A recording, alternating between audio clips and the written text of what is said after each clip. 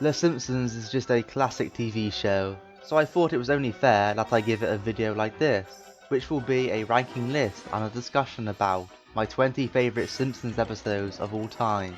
A fair few of you guys wanted me to do this in the comments, and I thought since I'm well done with the classic era in my review series, I may as well oblige.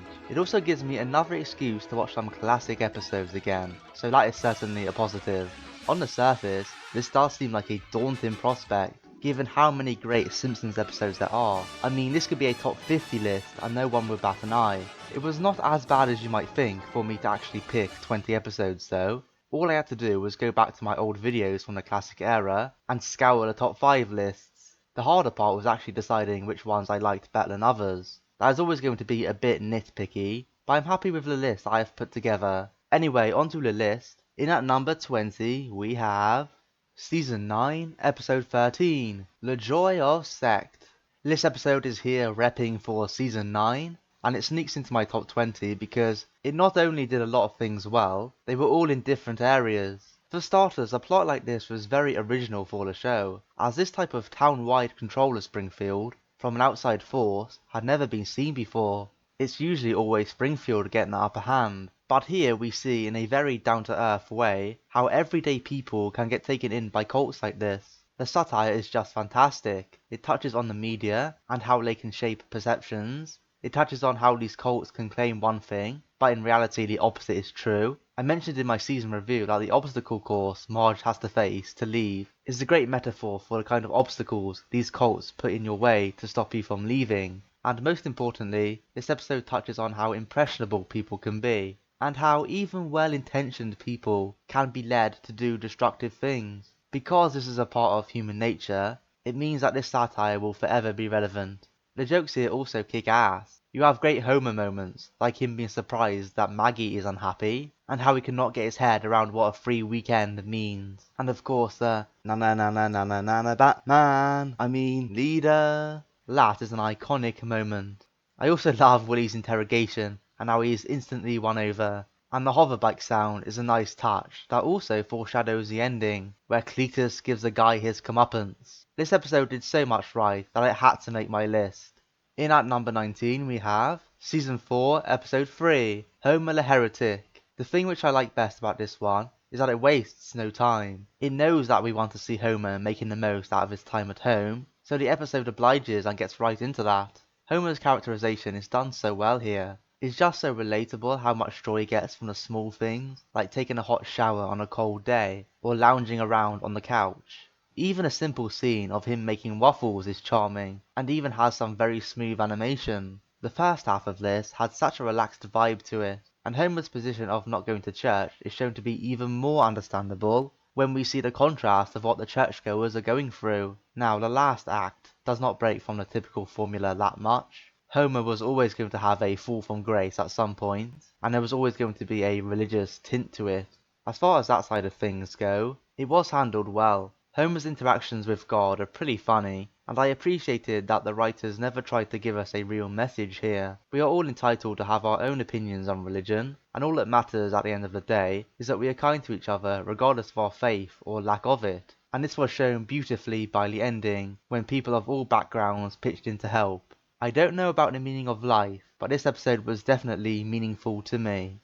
In at number 18 we have Season 8, Episode 14, The Itchy and Scratchy and Poochie Show.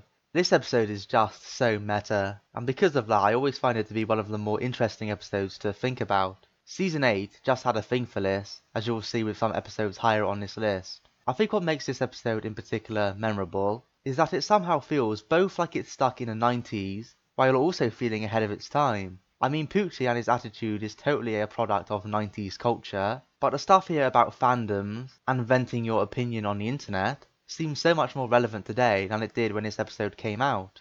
And as someone who is talking about this show on the internet, I appreciate the peek behind the scenes at what the staff think about their show, and indeed the fans of their show. Even if people like me are at the butt of some of these jokes, I am still totally fine with it. I also like how they threw in a Homer story here. It is good to see how passionate he is about Poochie, and it helps to ground the story somewhat. Of course though, the Poochie character was a desperate attempt to get ratings, and as such was always doomed to fail. Even shows today are still trying this old move of bringing in a new character, and it never fails to be amusing. This episode is of course very funny too, with iconic lines like the magic xylophone, and comic book guy shouting, "Your attention please!" However, my personal favourite is the hilarious observation that broadcasting cartoons live would be a terrible strain on the animator's wrist. This is an episode I would always recommend that you watch, as it never ceases to be both funny and relevant. Coming in at number 17 we have Season 2, Episode 19, Lisa's Substitute. So yes, this episode is the best in Season 2, and as such has to make the list for me. The character writing is what makes this episode so great.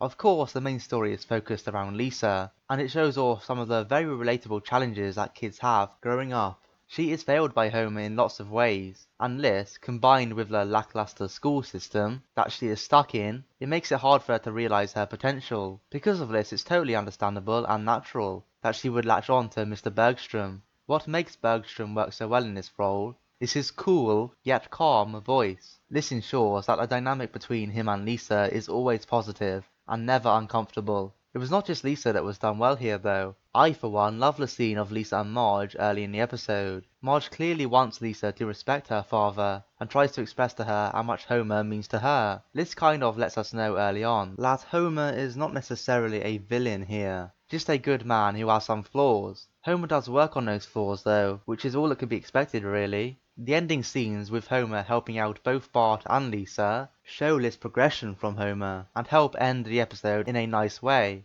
The subplot was also good, quick fun. It not only ties into Homer's parenting troubles, it is also where the best jokes of this episode come from, like the poster and most of Bart's antics in fairness. Finally, I can't finish talking about this episode without mentioning its most iconic moment, the "You Are Lisa Simpson" paper. That's just such a powerful moment about how you matter as a person and how you have to try and find your own inner strength to guide you through any situation, no matter how painful it may be. That is truly a great piece of advice that everyone should be trying to apply in their own lives. In at number 16 we have Season 7, Episode 25, Summer of 4'2". That's right, next up we have another episode about Lisa's problems. But there are two things which give this the edge over Lisa's Substitute for me. One, it is slightly funnier, and the concept of fitting in is a bit more broadly relatable. After all, it is something we all have to do in one capacity or another.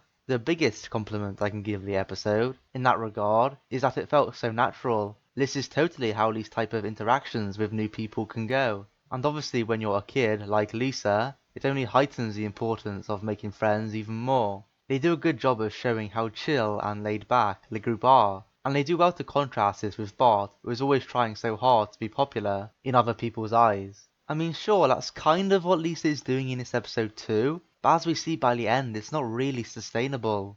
There is no real strong message here, as the writers wisely avoid the be yourself cliche. In my opinion though, be yourself is actually a message that applies heavily here in a roundabout way. After all, the ending basically says that you can't fake who you are. In the long run, it will catch up with you. As for the day-to-day mundane social situations, the advice from Lisa's Substitute very much applies. You need to be confident in who you are, and happy with who you are. And if other people don't like who you are, well then they can do the other thing, can't they? And that's fine, nothing of value was lost.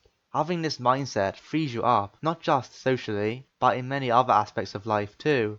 Anyway, enough of me talking like a psychologist, let's get back on track here. The episode is also capped off very well, with the kids graffitiing Homer's car, and the callback of the yearbook that Bart does for Lisa. The funny scenes here include Homer's outraged reaction to what the kids did to his car, Homer buying illegal fireworks and the follow-on scenes from that, and all of Milhouse's shenanigans throughout. Seriously, Milhouse is great here, whether being picked on by Homer or saying "Up yours, Crabapple" as he sprints out of class. Whenever I watch this episode, I'm always drawn in by the vibe of it. It is funny, laid back, but also gets me wanting to talk about it for hours afterwards.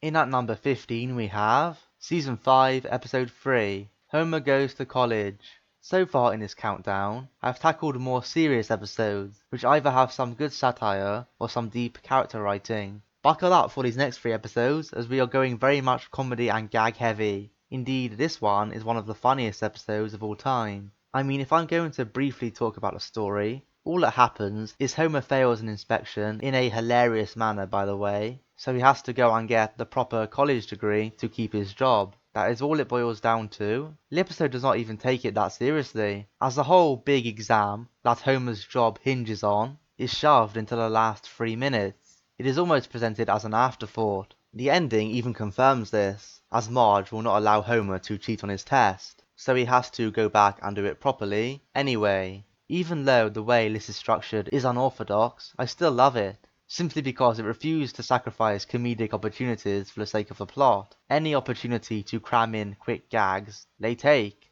Homer is of course at the forefront of this. He is at his most impulsive here. Everything he does, whether it be burning his college degree or chasing animals around, is done in the name of having fun. Seriously, I think Homer's wackiness here is only rivaled by one other episode in the classic era, which incidentally will appear higher on his countdown. I've been trying to show you guys all of the laugh-worthy moments in the background here as we go, but there are just so many. My personal favourite though, and probably a top 5 gag from the series, is Homer laughing at the professor dropping his notes. The cheesy joke by the guy, which Homer looks flabbergasted by, sets it up so well. And Homer's laugh is so great that it got me laughing out loud with him the first time I heard it. So yeah, if you just want an episode full of Homer's playful shenanigans that you can just stick on and laugh at, this is probably the one for you. In at number 14, continuing with season 5, episode 10 from that season is Springfield, or How I Learned to Stop Worrying and Love Legalized Gambling. This one is hilarious, just like the last episode, but it does try to take its plot a bit more serious at the same time, which gives it a slight edge. Now I say the plot was more serious, but it's kind of a miracle how they managed to pull off that tone, given how all over the place the episode is. I think the way it accomplishes this is by sprinkling a bit of down-to-earth stuff in every now and again, in between the wacky stuff. I mean, the whole excuse for the town to go crazy over this casino was just that they needed to boost their struggling economy, which is a very legitimate reason. In and amongst all of Homer's incompetence and shenanigans, and Mr. Burns' descent into paranoia, you have Marge in the background with a very real problem. I love how her gambling addiction was presented. She is not shown to be doing it out of malice, of course. If anything, she is a very realistic example of how people get drawn in real life. It is treated with the respect it deserves, without having to dedicate an entire episode to it, which again I think is the genius of it. The main reason this episode is on here is that it's just so funny and quotable. I mean, the boogeyman gag and Homer's absurd reaction to it is just amazing, and the hop in line from Burns is almost as good. Those are literally two of my favourite jokes from the show. Then you have Bart's entire Treehouse casino, or Homer's ridiculous flashback, along with many more which I'm trying to show you guys right now. I really could go on praising these jokes forever, but I think you get the picture. Truly a hilarious episode. In at number 13 we have Season 3, Episode 17, Homer at the Bat. I think why I like this so much, I mean other than the obvious of it being one of the funniest episodes of all time, is that it essentially gives you two different extremes. In Act 1 you have a very down-to-earth and grassroots story about a workplace sports team that is not only very relatable, it also creates a feel-good moment when Homer succeeds with his new Wonder Bat. Then, in something very unusual for this era of the show, things totally switch to rich people making million-dollar bets, which in turn leads to a bunch of famous sports stars turning up in Springfield. I think why this works is that they go all in with it. I mean, they let you know what the deal is. They're going to get rid of these guys in the funniest ways possible. And indeed, all of their misfortunes are just classic moments. Pitt the Elder, as well as Don Mattingly's sideburns, are my favourites of them. The fact that I know nothing about softball or baseball, and yet still get into these guys, show how well the whole thing was executed. Of course, the guy who plays in Homer's position, Darryl Strawberry, is totally fine, and practically wins the championship by himself. That is until the MVP of this episode, Mr. Burns, decides to play the percentages by putting Homer up to bat. That whole sequence is just great, with Mr. Burns' ridiculous gestures, and Homer's incompetence somehow getting the job done.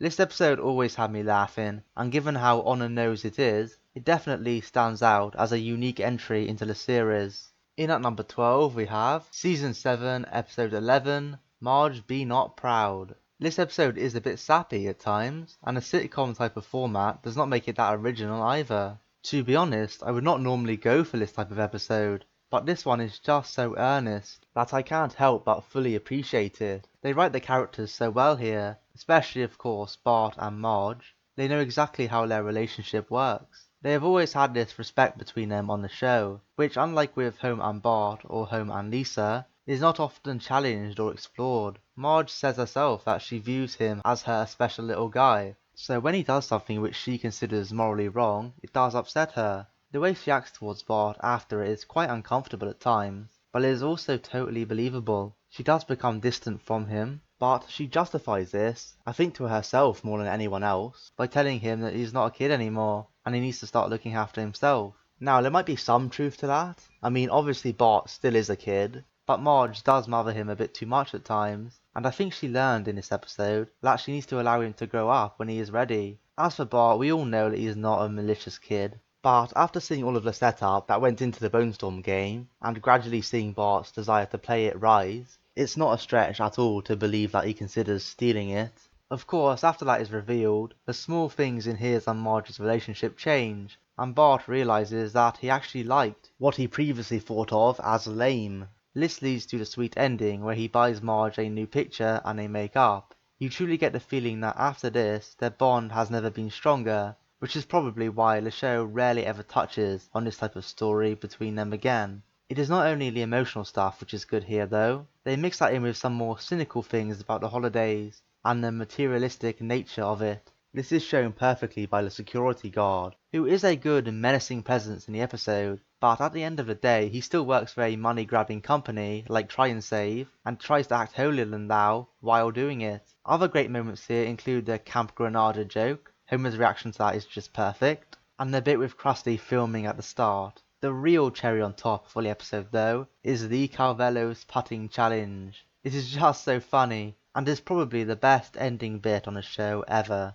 Number 11 is Season 6, Episode 9, Homer Badman. As someone who hates the way the media operates the vast majority of the time, you just knew this episode had to make the list. It's hard to truly explain how well they handled the story, but I will give it a go. The scene where Homer grabs a gummy Venus is set up so well. We, as a viewer, know Homer is innocent, but given how he was acting in the build-up to the incident, from the perspective of Ashley Grant, it is easy to see why she jumped at the harassment conclusion. You can't even blame her, really. Of course though, just because Homer was being rude, it does not necessarily mean he was guilty of sexual harassment. The whole thing is a bit sad really, as you just want things to be resolved from all parties' perspective. The thing stopping any chance of that though is of course the media. The satire is spot on across the board. How they often prefer sensationalism over truth, their slanderous techniques. The episode even mocks the very format of their shows, and what low effort garbage it is. A bear might as well host these shows and it would be no worse, to be honest. Your tears say more than real evidence ever could. That line is the most famous, but it's really one of many like it in the episode. The episode also gets down how people have a tendency to jump on bandwagons without knowing the facts of a situation. I dread to think of how many innocent people have had their reputation ruined due to this phenomenon in real life. In the end, the message here is a very obvious one. Don't trust everything you see on the news. The ending with Willie and the tape is fine, as it does get Homer out of the situation, but it was still the weakest part of the episode, as it is a little convenient. But hey, I could not come up with a better way to end this story, so I'm giving the writers a pass. There were some funny moments here too. The scenes at the candy convention were a blast, quite literally, and the under the sea fantasy is an iconic moment. The rock bottom interview is another classic, and I am definitely a sucker for the shower curtain joke. Overall, an episode which is good to watch, and one which will sadly probably always be relevant. The first episode to crack the top 10 of all time is Season 7, Episode 4, Bart Sells His Soul. Now, I think in my Season 7 video, I actually ranked Marge Be Not Proud slightly above this one. I mean, they are fairly interchangeable in my mind, but after rewatching them both, I think this one hits me slightly harder overall. At first, given the whole selling your soul thing is just some petty argument between Bart and Milhouse, you don't really take it that seriously. However, as you go along, you kind of have to take it a bit seriously, because the episode goes into some dark and quite existential places. I will admit that some of the scenes surrounding Bart and his loss are quite heavy hitting, The episode is really hinting that you may have screwed up big time. Most of us have probably had some dark times in our life at some point. I know I certainly have. And it's quite amazing how your thoughts can turn in your head and lead you to think all kinds of things, whether they are real or not. The beauty of this episode, though, is that it keeps all of the supernatural elements that are hovering in the background deliberately vague. You know something is missing, but as Lisa says in this episode, some people do believe in a soul, some people don't, but no one truly knows what it entails. This is a very open-minded approach to this type of thing, and I respect this episode so much for that. The ending of Lisa saving the day was also a sweet moment between the pair, after their back and forth throughout. Now forgive me if I went a bit too dark analysing this episode, that's not my intention. I was just fascinated by the story, and related to it on some level, even if I don't fully know what that level is. It was not just the story which was great though, there were fun moments here. Seeing a bit of Milhouse's more dark side was very interesting for a change, but Moe's family restaurant subplot was where the humour was really great. I love the escalation of his rage, and the cheesy songs that he has to do. Uncle Mo, here I am, why will you eat? His final desperate offer of giving people a free steak, fish, if he threatens them, that also gets to me. Truly a classic episode, and one which I think you would always get something out of. Coming in at number 9 is Season 4, Episode 12, Marge vs. the Monorail. Once again, after the heavy issues tackled in the last few episodes, we catch a break here. This whole thing is actually incredibly simple. A con artist tricks the Springfieldians into spending Burns' money on a monorail, and it of course all works out in the end, despite Marge taking forever to ring the alarm. So then, why is this episode so good? It of course comes down to the presentation of the episode and how it is executed. They don't waste any time with the story here. They just set it up with the Burns stuff, then they have the classic song, and that's really it for the build up. What they did do was cram the episode full of different types of jokes. There is some fantasy sequences, some more classical character stuff, even celebrity cameos, of which Leonard Nimoy's is one of the best ever. Something else which is also up there as the best is Phil Hartman's performance as Lyle Lamley. Of course, all Simpsons fans love Phil Hartman anyway, but he was extra special here. He walked a fine line between being shady, but not dark enough so that he wouldn't be funny. Really great job with him, and the scene where he gets his comeuppance is great, just because the townspeople are somehow all there waiting for him. The ending, much like the rest of this episode, was wacky, but I've always said, if things are funny, I don't care if they stretch believability a bit. So yeah, not the most complex episode ever, but with the I call a big one bitey joke, the Flintstones intro, Mr. Schnrub, Leonard Nimoy's apparent supernatural abilities, and all the other craziness, this episode is infinitely entertaining. The sheer range of jokes and moments here is only outdone by one other episode, which you will see coming up. In at number 8 we have Season 8, Episode 23, Homer's Enemy. This is one of the most well-known and talked about episodes of the show, and for good reason. It gives you a look into the show like no other, and makes you think about the characters in a different way too. It gets into it straight away by telling you what Frank Grimes is all about. He is a hard-working man who has been ridiculously unlucky in his life. You think he is finally going to catch a break when Burns calls him up, but no, he's sent to Sector 7G straight away, and things quickly go downhill. Homer's laziness and incompetence understandably slowly grinds Grimes down, until he is left as a resentful, broken mess. I said in my Season 8 review that Grimy is a very human character, and I stand by that. He has his flaws, in that he is jealous and thinks that everyone should be the same as him, but of course, given his life, you can understand these flaws. On the other hand, Homer has somehow coasted through in life, and has ended up with a pretty nice deal for himself really, with some rather ridiculous accomplishments. This is relatable for most people, as we probably have all known someone like this. It's just that Homer is more of an exaggerated version of this, being a cartoon character. The thing I like best throughout the episode is Lenny, Carl, and even Mr. Burns' reaction to it all. They all either accept Homer, or are not even aware of his shortcomings. Grimes cannot believe this, as again, he expects them all to see Homer as he does. And if this was real life, they probably would do. But alas, Grimy tried to tackle cartoon logic from a real world perspective, and there's only one outcome of that, and it's not pretty.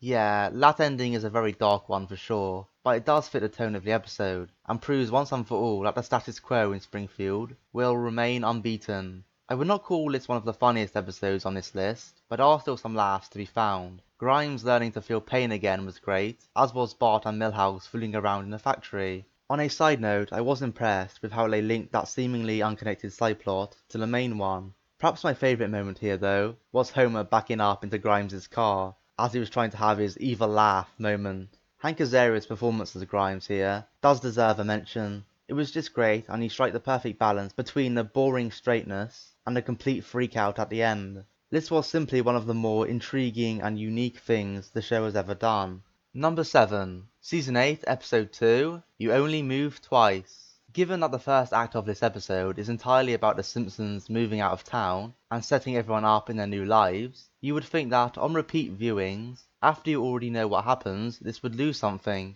It just doesn't though. Every time I watch this episode, I find myself getting suckered in by Homer and his new job. Albert Brooks is usually great, but I don't think it's a hot take to say that Hank Scorpio is up there as his best role. His personality just draws you in, and it leaves you wondering if he really is a nice and loyal guy to his employees, or if his charming nature is just a ruse to get himself more power. The big reveal that he is some kind of supervillain is handled perfectly, by the way. It slowly escalates throughout the episode. We get hints that all is not what it seems with the guy, just with the way he interacts with Homer. Then we see him blackmailing the government officials. And finally, of course, we have the big scene where he is laughing maniacally fighting the government. Homer plays off him perfectly, as he is totally oblivious to it all. Whenever Homer is the least wacky person on the screen, you know you've struck gold.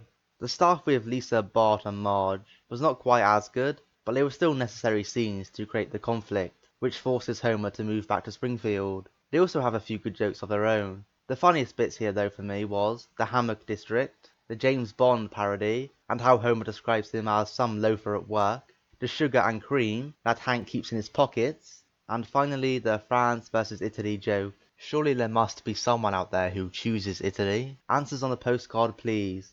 I know I just listed a bunch of jokes all for you guys, but that's kind of what you're forced into when talking about this episode. It just has that lasting effect on you, and it makes you smile. Taking the number 6 spot is Season 6, Episode 8, Lisa on Ice. Now, this may be the first, somewhat surprising entry to be featured on my list. Definitely this far up on the list. I do know that there are big fans of it like myself, but I also know that some people dislike Homer here, and think that he is far too aggressive. Some people even claim that he veers into jerk-ass territory. And although I can kind of see that point of view, I still don't agree with it.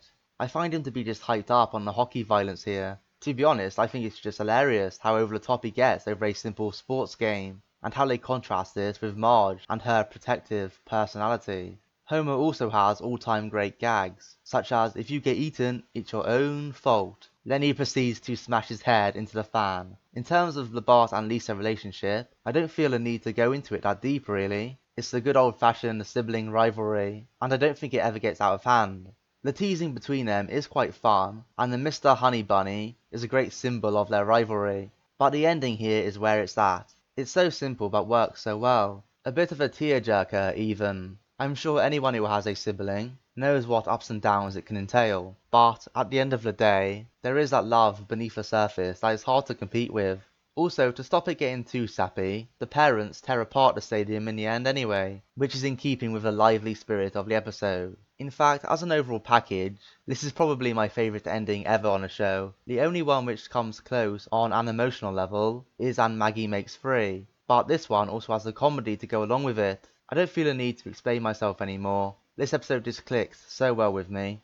So here we are, the top 5 episodes of The Simpsons. And the first one to crack the top 5 for me is the Season 3 Episode 10, Flaming Moe's. I think I've seen this episode more than any other, and it is just every inch a classic Simpsons episode. The main thing the plot hinges around is a conflict between Homer and Moe, and the dynamic between those two is just so engaging that it carries the episode on its back, allowing for great musical moments and killer jokes as we go. I like how they give us a scene of Homer creating the drink up front. It makes Moe betraying him hit us the audience even harder. However, you know that Homer of course knows the secret recipe, so that bombshell is always hanging over the episode waiting to come up again, which it does in the end, with hilarious consequences. Moe's portrayal here may be the best ever from a side character on a show. I can only think of one which might match up to it. The reason it works so well is that we see the direct contrast between the party-type place Moe's has become and Homer's life slipping more and more into mundane depression. By the time the ending rolls around, you're kind of just begging Homer to spill the beans and put an end to Moe's lies. The unfortunate twist of fate, though, is that Moe was just about to sell a drink and split the money with Homer. Oh well, the two make up in the end, with no hard feelings over costing the other huge sums of money. Despite Moe's actions here, the beauty of this episode is that it never came off as overly mean-spirited. That's because there is so much fun stuff going on throughout. If you're into celebrity cameos, you have Aerosmith. If you're into parodies, you have the Cheers song. If you're into Homer being Homer, Lenny's sarcastic rant to Marge is about the best you can get. This episode will always be special to me. It's one of the first I ever saw as a young boy, and I have seen it so many more times since, and it just never gets old. In at number 4, Season 5, Episode 2, Cape Fear. So let's start off with the parody aspect. It's very well crafted, and the characters all slot into their roles so well. And the beauty of it is that you don't even need to have seen the original film, or even the remake, to like this episode. In fact, I saw this episode long before I saw the film, and I did not even guess at the time that some of the scenes were parodies. I just thought they were original Simpsons bits because they fit the show so well. Homer's obnoxious behaviour at the movie theatre is exactly how he could act after all. So once you've learnt that this episode is based off a film, it gets an even greater appreciation from me. The return of Sideshow Bob is a big hook here, and although I liked his previous appearance in Black Widower, this is probably his best ever appearance on the show. The writers somehow managed to balance his more over-the-top personality, which allows him to put on a show before murdering somebody, with his more cold and dark side. Because of all the build-up that was put into it in Act 1, you always have the feeling that Bart is in danger here. So even as Bob is messing around, you're kind of always on edge. Kelsey Grammer of course deserves a lot of the credit for being able to flip the emotions of Bob back and forth at a moment's notice. What this does is that because the writers know that kind of drama is always going to be there, it frees them up to cram the rest of the episode full of hilarious jokes. You have the iconic rake gag, the Mr. Thompson sequence, and all of Homer's lines that go with it, the D Bart D joke, and the woman's follow-up line to that, the fake-outs in Act 1, of which I found Ned's particularly funny, and my personal favourite, Homer's "Bart, do you want a brownie before you go to bed?" and the follow-up to that, "Bart, do you want to see my new chainsaw and hockey mask?" By the way, Homer had to have done the chainsaw and hockey mask on purpose, right? I'm not accepting any other answer. What I'm most glad about here is that I can easily see alternative ways this episode could have gone. It could have become really melodramatic, and took itself too seriously. Thankfully, the writers were so in tune with the show at this point, all they needed to do was let Sideshow Bob do his thing, and both the drama and comedy would flow naturally, and that's exactly what they did. In at number 3, Season 6, Episode 6, Treehouse of Horror V. This is the king of Treehouse of Horror episodes, so it was always going to rank very high on this list. Everything I could ever want in this type of episode, this has. It has a near perfect parody segment, a fun segment to show off some different animation, and a creepy horror story to round it all off. The shinning is almost astounding in a way. I can't believe just how natural the characters fit in their roles. It is totally understandable that Homer snaps at his lack of TV and beer, and given how prone he is to bouts of rage, him going crazy is not that big of a stretch. Despite him trying to kill his family though, Homer never loses that incompetence that makes him hilarious. The moments of him picking the wrong doors, or failing to scare Marge, are just gold. The writers also handled the source material perfectly. They not only know what bits from The Shining to show, they also know how long to show each one for, and how to fit it in the context of the show. No TV and no beer makes Homer something something. That scene is just iconic, and is helped by the fantastic voice acting. Time and Punishment is the most simple story on paper, but it works well for two main reasons. One, Homer just carries the story so well, with all that he goes through, and has hilarious moments like getting his hand jammed in a toaster. The second reason is that the writers use this as an excuse to show off whatever crazy realities they can think of. Once again, it's paced perfectly, giving us some dragged out sequences, as well as some short snappy ones when it's applicable. It also helps that this part has the best of Willie's 3 deaths in this episode. Maggie saying, "This is indeed a disturbing universe," is yet another iconic moment. Nightmare Cafeteria then brings us right back down to earth from the wacky stuff, with the most creepy Simpsons story ever. What makes this work is how relentless the teachers are at picking these students off, and how they are all on the same page about it. You can see how they slowly turn into cannibalistic monsters. However, it's not even like this segment is that unrealistic. The teachers are not real monsters after all. That makes it all the more horrifying, as the way it is presented, it could almost be any episode of the show. Sure, this segment is not as funny as the first two. The only joke I laughed at in it was Skinner's Uterus speech, but it more than makes up for it with the atmosphere that it possesses. The reveal that it was all Bart's dream even adds more layers to this if you want to look that deeply into it. It might just say something about how he views the school and the people in his life. Even the Inside Out fog ending here is so bizarre that it's memorable. Man, I love this episode. It just accomplishes so much that it's impossible not to come away impressed. The silver medal goes to Season 7, Episode 7, King Size Homer. I'm not sure many would have this episode this high up on the list, but it was always going to be there for me. This is the episode of The Simpsons which I find the funniest. No more needs to be said. Okay, I will elaborate a bit more. Homer in the episode is our protagonist, but he is also clearly in the wrong. They make this work by showing quite clearly that you should not be acting like this madman. Basically, do the opposite to what Homer does, and you might be on the right track. The only episode which rivals this Homer's impulsiveness and wackiness is the Homer in Homer Goes to College, and the only version of Homer which rivals the incompetence shown here is Homer in Homer's Enemy. Unlike Homer's Enemy though, this does not go in a dark direction, because there's no one like Frank Grimes there to point out Homer's shenanigans from a real world perspective. Instead, they fully embrace the cartoony wackiness. We as a viewer just buckle up and see where Homer's audacious weight gain plan takes us. They do a good job of showing Homer out and about after he has gained his weight. They show some of the problems that lifestyle would entail, but they also in a subtle way show some of the prejudices that society has against fat people. They don't make a big deal out of it, of course, because Homer is the one in the wrong after all, but not every fat person is like Homer at the end of the day, so that is something to be mindful of.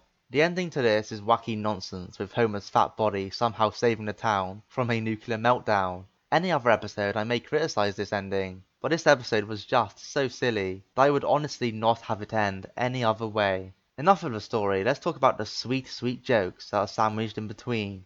Just like Dr. Nick's food pyramid, there's a lot of variety to them. You have character-driven jokes, like Homer's great interactions with all of his family members, such as his war of words with Marge, or his hilarious scream as he sees Lisa turn around in a chair ready to scold him. Then you have his computer shenanigans, with their any and tab keys. I especially love his line about tripling his productivity, after he learns that you can just type Y instead of yes. Then, in the finale, you have the phone gags, him hijacking cars in an hilariously over-the-top manner, Bart's dream about washing himself with a rag on a stick, and the joke which had me in absolute hysterics the first time I saw it. Oh, that's raspberry. The timing of that joke was just perfect. Just look at Lisa's dejected reaction to Homer proving that he is in fact a food-crazed maniac. This episode is the ultimate proof that you don't necessarily need to have a serious and hard-hitting story to be one of the best TV episodes of all time.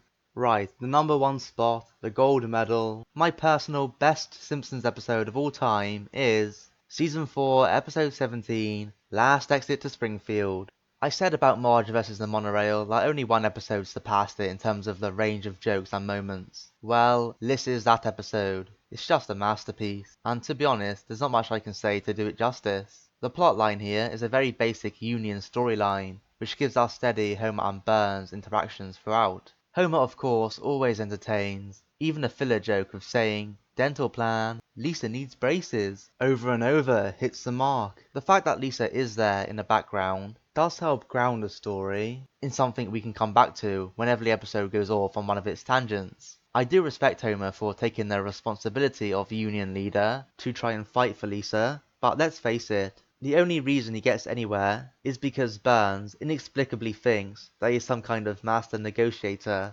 Burns' portrayal here is perfect, by the way. He has his ruthless moments for sure, but he also has the naivety and even childlike playfulness that does creep into his character from time to time. This Mr. Burns' appearance matches Moe from Flaming Moe's as the best ever from a side character in my opinion. Right, I've put it off long enough. Let's look at the classic moments this episode has to offer. I mean, look at them. Look at them.